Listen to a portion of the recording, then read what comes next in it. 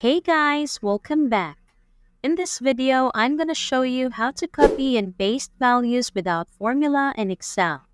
Let's begin by understanding how Excel works with formulas.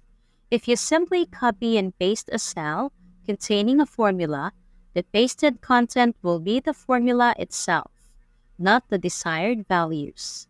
This is because the values we want in the target cell are replaced by the formula, taking on a slightly changed new form. We'll explore why this happens and how formulas get copied in other tutorials. There are specific rules governing how copied formulas behave, and understanding them is beneficial. However, for now, our focus is on copying only values. Start by selecting the cells containing the values you want to copy. Right-click to access a menu with options, and choose Copy. Next, select the location where you want to paste the values.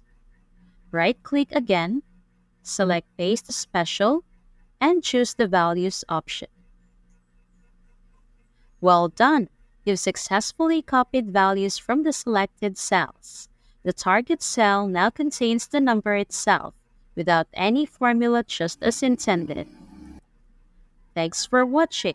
And if you found this video useful, don't forget to give it a thumbs up and hit that subscribe button for more content like this.